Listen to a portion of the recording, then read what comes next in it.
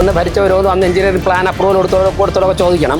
അതൊക്കെ തെറ്റായിരുന്നുകൊണ്ടാണല്ലോ ജനങ്ങൾ ഭരണസമിതി തന്നെ മാറ്റിയത്. അപ്പോൾ ഞങ്ങൾ ഇതെത്ര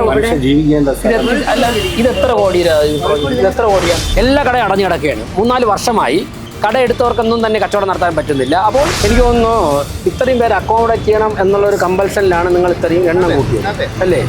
5 അപ്പം കൊണ്ട് 5000 പേർ കൊടുത്ത പോലെ ഉള്ളവർ നോക്കിയത്.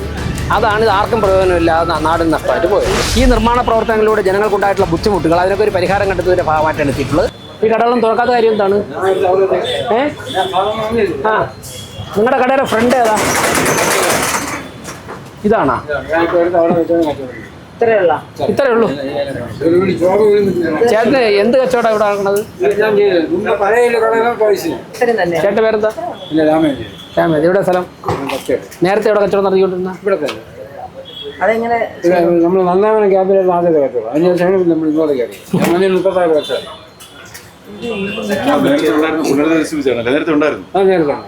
ഇതിൽ പ്ലാൻ കൊടുത്തതിലേ നമുക്ക് എന്താ റോള് കോർപ്പറേഷന്? ഈ പ്ലാൻ വരച്ചതാണ് അത് സ്മാർട്ട് സിറ്റി ആണോ? അതിൽ മേയറുണ്ടോ? ഇല്ല. ഈ എഞ്ചിനീയറിംഗ് കമ്മിറ്റിയിൽ മേയർ ഇല്ല. ഇത് കാണിച്ചു മനുഷ്യനെ ജീവിക്കേണ്ട അല്ല. ഇതെത്ര കോടിയാ? അറിയില്ല.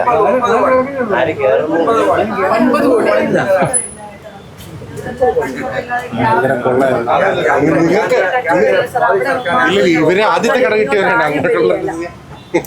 ആരും വരാറില്ലല്ലേ? നിങ്ങൾക്ക് എത്ര രൂപ വാടക ഒരു ദിവസം, ഒരു മാസം? അല്ല, ഇപ്പൊ വാടക കൊടുക്കണില്ലേ? അല്ലല്ല, കൊടുക്കണമെന്നല്ല ഞാൻ പറഞ്ഞത്. കൊടുക്കണുണ്ടോന്ന് ചോദിച്ചാൽ നിങ്ങളുടെ എത്ര രൂപ വാടക ചോദിച്ചേക്കണേ? ഒരു മാസം നമുക്ക് ഇവർക്ക് 3000. അതെന്താ? അങ്ങോട്ട് ജസ്റ്റ് ഒന്ന് പോയിട്ട് അങ്ങോട്ട് ഒന്ന് കസ്റ്റമറുണ്ടോ?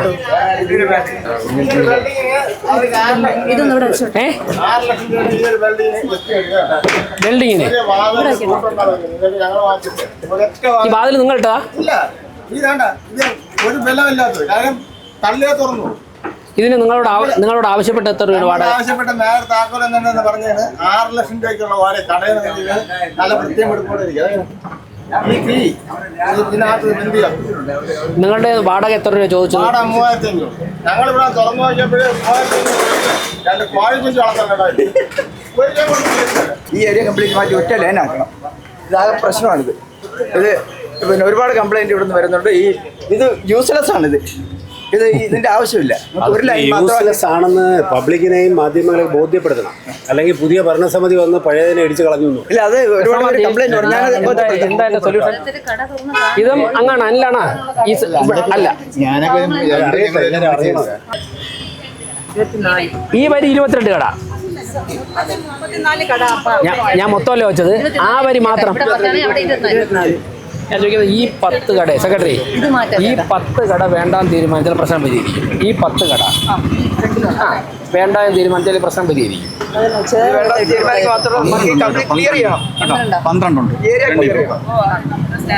ഈ 12 കട വേണ്ട എന്ന് തീരുമാനിച്ചാൽ ഈ പ്രശ്നം പരിഹരിക്കും അല്ലേ? നമുക്ക് നോക്കണം എന്ത് ചെയ്യണം. ഇതും മാറ്റണം.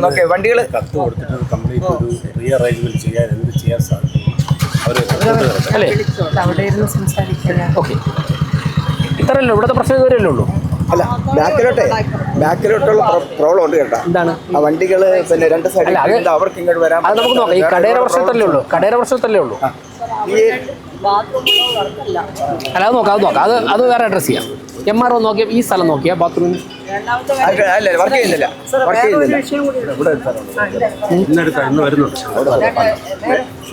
ഇവിടെ എല്ലാ പൈപ്പിൻ്റെ മീറ്റർ എല്ലാം കേട് വന്നിരിക്കുക. അപ്പോൾ ഇന്നലെ ഞാൻ അവിടെ പോയി വാട്ടർ അതോറിറ്റിയിൽ. അപ്പോൾ പോയപ്പോൾ പറഞ്ഞു ഇത് സ്മാർട്ട് സിറ്റിയുടെ ആണ്, കോർപ്പറേഷൻ അപേക്ഷ കൊടുത്തിട്ടുണ്ട് ഇതെല്ലാം ചെയ്യാനായിട്ട്. അത് മാറ്റിയാലേ പറ്റുള്ളൂ. നോക്കാം. പിന്നെ വേസ്റ്റ് വെള്ളവും പോകുന്നില്ല. നോക്കാം ചേച്ചി. ഇവിടെ ഒരു ടോയ്ലറ്റ് കെട്ടാൻ പറ്റുമെങ്കിലേ ഇവിടെ ഒരു എനിക്ക് തോന്നുന്നു ഇവിടെ അല്ലല്ലോ. ഭയങ്കരമായിട്ട് അപ്രീഷിയേറ്റ് ചെയ്യും അല്ലേ?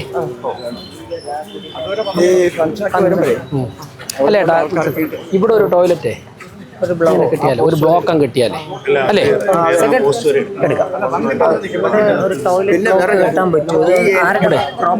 ഇവിടെ ഭയങ്കരമായിട്ട് അപ്രീഷിയേറ്റ് ചെയ്യും.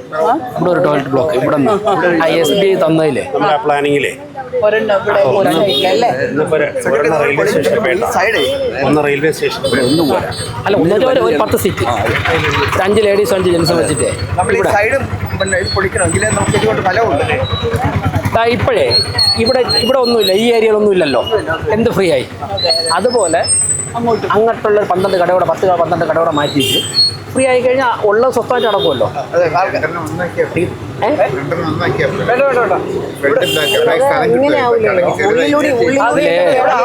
സ്ഥലം വേണ്ടേ?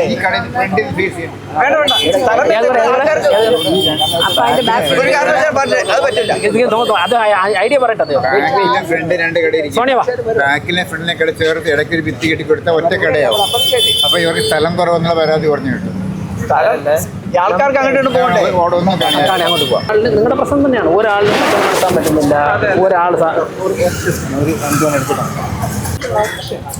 സോണിയ പറഞ്ഞത് പകുതിയാക്കുക, എന്നിട്ട് ഇവിടെ ഓപ്പൺ കച്ചവടമാണ് അവർക്ക് അവിടെ നിന്നുള്ളത്.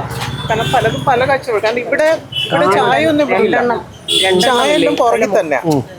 ഇവിടെ ഉള്ളത് ഫാൻസി അങ്ങനത്തെ സാധനങ്ങളൊക്കെയാണ് വരുന്നത്. അപ്പൊ ഇത് രണ്ടിനെ അഫക്ട് ചെയ്യത്തില്ല. പുറകിലാണ് ചായയും തട്ടും അങ്ങനത്തെ എല്ലാം വരുന്നത്. 2 തരം കച്ചവടമാണ്. സോണിയ അറിയാലോ സേവ. അപ്പോൾ അവരുടെ കൂടെ അഭിപ്രായം എടുക്കണമല്ലോ. അപ്പോൾ അവർ പറയുന്നത് ഇതിനെ പകുതിയാക്കിയാൽ അവർക്ക് വൈകുന്നേരം സെക്യൂരിറ്റി ആണ്. അല്ല, പകുതിയാക്കുമ്പോൾ അവരെങ്ങനെ ക്ലോസ് ചെയ്യുന്നത്, എങ്ങനെ അടയ്ക്കുന്നത്, എങ്ങനെയാ അവർ? അവരെ സംബന്ധിച്ചിടത്തോളം ആ സെക്യൂരിറ്റിയെക്കാളും അവർക്ക് കച്ചവടം. അല്ല അവർ തുറന്നിരുന്നവരല്ല.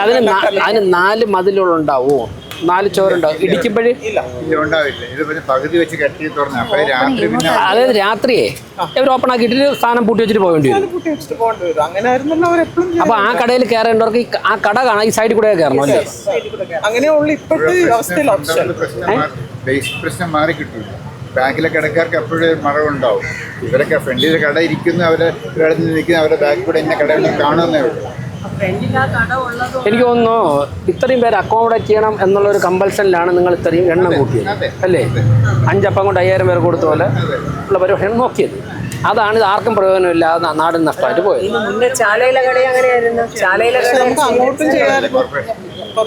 അല്ല, നിങ്ങൾ എന്തുകൊണ്ടാണ് അങ്ങോട്ട് കുറച്ചുകൂടെ എക്സ്റ്റെൻഡ് ചെയ്യാത്തത്?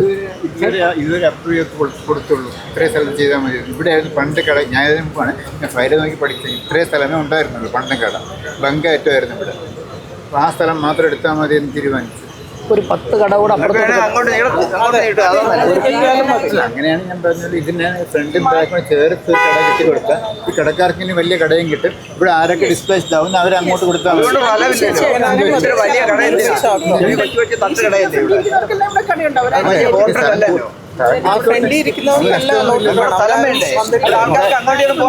അല്ല, അങ്ങോട്ട് കെട്ടി അവിടെ ഉള്ള ആൾക്കാർക്കാണെങ്കിൽ ഇങ്ങോട്ട് വരാൻ പറ്റുന്നില്ല. അതല്ലേ, ഒരു മിനിറ്റ്. ഇവിടെ നിന്ന് അങ്ങോട്ട് 10 കട കൂടെ കെട്ടാനുള്ള സ്ഥലം ഉണ്ടാവില്ല, ചേർത്തിട്ട് അത് കെട്ടിയത് പരിഹരിച്ചൂടെ?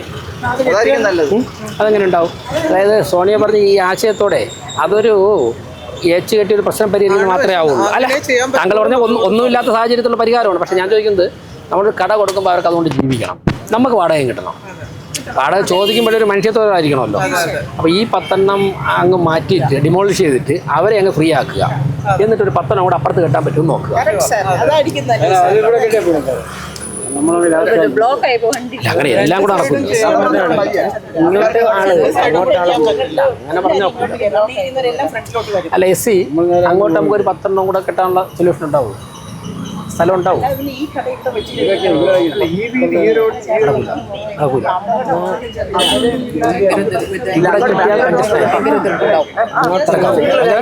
കച്ചവടം നിലവിലെ അവിടെ അതുവഴി ഇറങ്ങണവർക്ക് മാത്രമേ ഇങ്ങോട്ട് വരുള്ളൂ. ഇതിനകത്ത് മാക്സിമം ഇങ്ങോട്ട് അവിടെ എന്താണ് കിട്ടിയുള്ള ബുദ്ധിമുട്ടെന്ന് അവിടുത്തെ അല്ല അതെ അവിടുത്തെ റിസൾട്ട് അവർ എൻ്റെ അടുത്ത് പരാതി പറഞ്ഞിരിക്കുകയാണ്. അവർക്കൊന്നും അങ്ങോട്ട് ഇവിടെ പോകാൻ പറ്റുന്നില്ല ഇതുള്ളത് കൊണ്ട്. അപ്പം സിംഗിൾ ലൈനായിട്ട് അങ്ങോട്ട് പോയാൽ അവർക്ക് എതിർപ്പില്ല. സിംഗിൾ ലൈനായിട്ട് ഇത് അങ്ങോട്ട് ഞാൻ മ്യൂസിയത്തിൽ പത്തിരിക്കും. മ്യൂസിയത്തിൽ തിരിക്കും. മിനിസ്റ്റർ ഒന്നാ ഞാൻ എന്താ മ്യൂസിയത്തിൽ തിരിക്കാം. കടക്കാർക്ക് എല്ലാവർക്കും ഇവിടെ എൻ്റെ വാതിൽ വെച്ച് കൊടുക്കാൻ പറ്റില്ല. നമുക്ക് ഉള്ളിടത്തിലേ ചെയ്യാൻ പറ്റും. നമുക്ക് അത് അവരോട് സംസാരിക്കാം. ഞങ്ങൾക്കൊരു സൊല്യൂഷൻ ഉള്ളത് നിങ്ങൾ പറഞ്ഞത് ചെയ്ത് കഴിഞ്ഞാൽ പെർമനന്റ് ഒരു വീണ്ടും പ്രതിസന്ധി അല്ല. ഞാൻ ചോദിക്കുന്നത് നമുക്ക് അങ്ങോട്ടൊരു 10 കട കൂടെ കിട്ടാൻ പറ്റിയെന്നിരിക്കട്ടെ. കടക്കാർ മാറി നോക്കുള്ളൂ. ഞങ്ങൾക്കെല്ലാം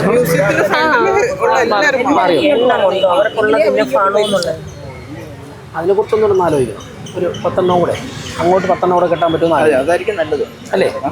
ടോയ്ലറ്റ് കെട്ടാന്ന് പറഞ്ഞ അവിടെ ടോയ്ലറ്റ് വേറെ എന്തെങ്കിലും നോക്കണം. ടോയ്ലറ്റ് ഒന്നും വർക്ക് ചെയ്യില്ല കേട്ടോ. അല്ല ആ ടോയ്ലറ്റ് ചിന്തിക്കണ്ട, നമുക്ക് വേറെ നോക്കാം. എത്ര പേർക്ക് അക്കോമഡേറ്റ് ചെയ്യണമെന്നുള്ളതുണ്ടോ? അല്ല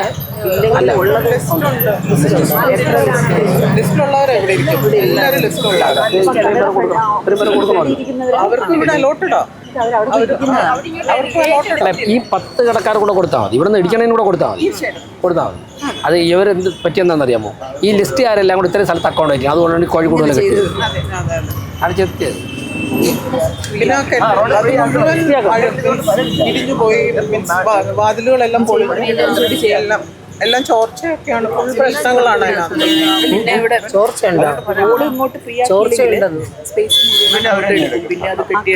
അല്ല അപ്പം നിങ്ങൾ പറഞ്ഞത് ഇത് പൊളിച്ചിട്ട് ബാക്കിലുള്ള സ്ഥലം അത്രയും മതിയാ? അത്രയും മതി. അപ്പൊ ഇത് മാത്രം ഒരു സംഘർഷം ഇതങ്ങ് പൊളിച്ചു കൊടുത്താൽ മാത്രം മതി. ഇതിനകത്ത് ചോർച്ചയുണ്ടെന്നിപ്പോ അതിനകത്ത് ചോർച്ചയും ഫുൾ പ്രശ്നങ്ങളാണ്. ഇതേ പൊളിച്ചിട്ട് ആ ബാക്കിലുള്ള ചോർച്ചയൊക്കെ അടച്ചു കൊടുത്താൽ മതിയല്ലോ. ചോർച്ച അടയ്ക്കാം. പിന്നെ ആ മീറ്റർ ബോർഡ് ഉണ്ടല്ലോ സാറേ, അതൊക്കെ തരാം. അല്ല ചേച്ചിക്കണം, ചേച്ചിട്ടല്ല സോണിയ. ഇപ്പോൾ ഇത് പൊളിച്ചു കൊടുത്തിട്ട് ഈ പാത്ത് ഫ്രീ ആക്കി അവർക്ക് അതിനകത്തുള്ള എന്തെങ്കിലും മെയിൻ്റെനൻസ് ഉണ്ട് അതും കൂടെ ചെയ്ത് കൊടുത്താൽ മതിയല്ലോ. ആ കടയുടെ വലിപ്പം കൂട്ടണ്ട. വലിപ്പം കൂട്ടാൻ പറ്റില്ല. ഓക്കെ എസ് നമുക്ക് ഒരാശയമാണ്. നമുക്ക് ഒരുമിച്ച് ആലോചിക്കാം. ഇതിന് പൊളിച്ചു കൊടുക്കുക, ഈ വഴി അങ്ങ് ഫ്രീ ആക്കുക, അതിനകത്തുള്ള ചോർച്ചയും ഇലക്ട്രിക് മീറ്ററിൻ്റെ കാര്യമൊക്കെ തീർക്കുക. എന്നിട്ട് ഇവിടെ ഇടിക്കുന്ന 10 കട അപ്പുറത്തോടെ അതിനെ അക്കോമഡേറ്റ് ചെയ്യാനായിട്ട് നോക്കുക. അതാണ് ഒരു അല്ലേ ഒരു ഫീസിബിൾ ആയിട്ടുള്ള സാധനം. ഓക്കെ. പാളയം മാർക്കറ്റ് പോലെ അതിൻ്റെ ആ സന്ദർശനം കഴിഞ്ഞു. അതിനുശേഷം മ്യൂസിയം വന്നപ്പോഴേക്കും സ്മാർട്ട് സിറ്റി പദ്ധതിയിൽ ഉൾപ്പെടുത്തി തിരുവനന്തപുരം കോർപ്പറേഷൻ നിർമ്മിച്ച എല്ലാ സ്ഥലങ്ങളും ഞങ്ങൾ സൈറ്റ് വിസിറ്റ് നടത്തുകയാണ്. അതിൽ ഭരണസമിതിക്ക് നേതൃത്വം കൊടുക്കുന്നവരും എഞ്ചിനീയറിംഗ് വിഭാഗവും കോർപ്പറേഷൻ സെക്രട്ടറി, അതോടൊപ്പം തന്നെ സ്റ്റാൻഡിംഗ് കമ്മിറ്റി ചെയർമാൻമാർ, സ്മാർട്ട് സിറ്റിയുടെ ഉദ്യോഗസ്ഥർ, എഞ്ചിനീയർമാർ ഉൾപ്പെടെയാണ് പോകുന്നത്. 1-2 പേർ പോയി കണ്ടിട്ട് കേട്ടിട്ട് വരികയല്ല. ഒരു ടീം മുഴുവനും പോയിട്ട്, തീരുമാനമെടുക്കുന്ന ഒരു ടീം മുഴുവനും പോയിട്ട് കാര്യങ്ങൾ കേട്ട് ഫീൽഡിൽ നിന്ന് മനസ്സിലാക്കി അതിന് ശേഷം വന്ന് ഞങ്ങൾ ഒരുമിച്ച് തീരുമാനമെടുത്ത് ഈ അശാസ്ത്രീയമായിട്ടുള്ള കാര്യങ്ങൾ, ഈ നിർമ്മാണ പ്രവർത്തനങ്ങളിലൂടെ ജനങ്ങൾക്കുണ്ടായിട്ടുള്ള ബുദ്ധിമുട്ടുകൾ, അതിനൊക്കെ ഒരു പരിഹാരം കണ്ടെത്തുന്നതിൻ്റെ ഭാഗമായിട്ടാണ് എത്തിയിട്ടുള്ളത്. പാളയം മാർക്കറ്റ് ഞങ്ങൾ വിശദമായ സന്ദർശനം നടത്തി. തുടർ നടപടികളുണ്ടാവും. അതിനുശേഷം ഈ മ്യൂസിയം ഭാഗത്ത് കടകൾ നിർമ്മിച്ചിട്ട് 9 കോടി രൂപയാണ് ചിലവാക്കിയിട്ടുള്ളത്.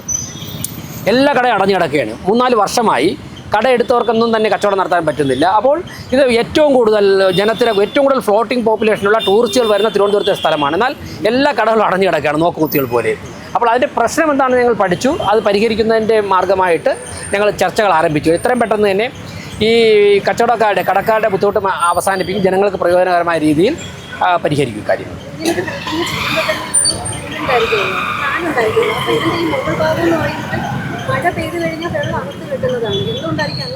അല്ല അതൊക്കെ അന്ന് ഭരിച്ചവരോന്നും അന്ന് എഞ്ചിനീയറിംഗ് പ്ലാൻ അപ്രൂവൽ കൊടുത്തോളൊക്കെ ചോദിക്കണം. അതൊക്കെ തെറ്റായിരുന്നുകൊണ്ടാണല്ലോ ജനങ്ങൾ ഭരണസമിതി തന്നെ മാറ്റിയത്. അപ്പോൾ ഞങ്ങൾ നിക്ഷിപ്തമായിട്ടുള്ള ഉത്തരവാദിത്വം സാധ്യമായ വേഗത്തിൽ സാധ്യമായ പരിഹാരം കണ്ടെത്തുവാനാണ്. എന്തായാലും നിർമ്മാണം നടത്തിയപ്പോൾ എവിടെയൊക്കെ അശാസ്ത്രീയമായ കാര്യങ്ങൾ സംഭവിച്ചിട്ടുണ്ട്, അല്ലെങ്കിൽ നോട്ടക്കുറവിട്ടുണ്ട്, അല്ലെങ്കിൽ കെയർലെസ് ആയിട്ട് ചെയ്തിട്ടുണ്ട്. അതുകൊണ്ടാണ് സംഭവിക്കുന്നത്. നമ്മളൊരു നിർമ്മാണ പ്രവർത്തനം നടത്തുമ്പോൾ നമ്മൾ പ്ലാനിൽ വരയ്ക്കുന്നതിലപ്പുറം അത് ഫീൽഡിൽ ഇംപ്ലിമെൻറ്റ് ചെയ്യുമ്പോഴേക്കും ജനങ്ങളിൽ ഉണ്ടാക്കുന്ന ഇമ്പാക്റ്റ്, ആ പ്രദേശത്ത് ഉണ്ടാക്കുന്ന ഗുണപരമായ കാര്യങ്ങൾ അതുകൂടി ചർച്ച ചെയ്യുക, അതുകൂടി ദീർഘവീക്ഷണത്തോടെ കണ്ടാൽ മാത്രമേ അതൊക്കെ തന്നെ സമൂഹത്തിന് പ്രയോജനപ്പെടുകയുള്ളൂ. എവിടെയൊക്കെ അതില്ലാത്ത പാകപ്പിഴകൾ ഉണ്ടായതുകൊണ്ടാണ് ഇങ്ങനെ സംഭവിച്ചത്. അത് തിരുത്തുവാനുള്ള നടപടിയെല്ലാം ഈ ഭരണസമിതി. ഇതിനെങ്ങനെയാണ് പെർമിഷൻ കൊടുക്കുന്നത് ഈ ഒരു സംഭവത്തിൽ? അല്ല അത് ഫിറ്റ്നസ് ഒക്കെ വാങ്ങിയിട്ട് നിയമപരമായിട്ടെല്ലാം സാങ്ഷൻ ആയി കഴിഞ്ഞാൽ പെർമിഷൻ കൊടുക്കും. ഇതിപ്പം ബാക്ക് ഫയലൊക്കെ എടുത്ത് നോക്കിയാൽ മാത്രമേ അറിയാൻ പറ്റുള്ളൂ. ഞങ്ങളുടെ ഭരണസംഖ്യ മുമ്പുണ്ടായതാണല്ലോ. ഭരണതലത്തിൽ നിന്നും വളരെ സമ്മർദ്ദമുള്ള ഒരു രീതിയായിട്ട് തോന്നുന്നു ഉദ്യോഗസ്ഥർക്ക്. അങ്ങനെ ഈ അശാസ്ത്രീയമായ നിർമ്മാണം ഉണ്ടായതെന്ന് സംശയിക്കുന്നു. അല്ല, ഞാൻ മനസ്സിലാക്കുന്നത് കുറേ പേരെ അക്കോർഡേറ്റ് ഉള്ള ഒരു ലിസ്റ്റ് എടുത്തു. അന്നത്തെ സാഹചര്യം വെച്ചായിരിക്കും അവർ ലിസ്റ്റ് എടുത്തു. അത്രയും പേർക്ക് കട കിട്ടണം. അപ്പോൾ അതിനെ ഉള്ള സ്ഥലത്ത് തന്നെ 2-3 ഒക്കെ ആയിട്ട് ഡിവൈഡ് ചെയ്തപ്പോഴേക്കും നിന്ന് തിരിയാൻ പറ്റാത്തൊരവസ്ഥയായി. പണം അത്രയും ഒഴുകി പോവുകയും ചെയ്തു. ആൾക്കാരും കട എടുത്തിട്ട് ബിസിനസ്സിന് വരുന്നില്ല. കോർപ്പറേഷൻ ഇത്രയും കാലമായിട്ട് ഒരു വാടക കിട്ടിയിട്ടുമില്ല. ജനങ്ങൾക്കിത് പ്രയോജനപ്പെടുന്നുമില്ല. അപ്പോൾ അതിനെങ്ങനെ, ഇത് കുറച്ച് കോംപ്ലിക്കേറ്റഡ് ആണ്. അതിനെങ്ങനെ പരിഹരിക്കാമെന്നുള്ള മാർഗ്ഗം നിങ്ങൾ കണ്ടെത്തും. ഓക്കെ.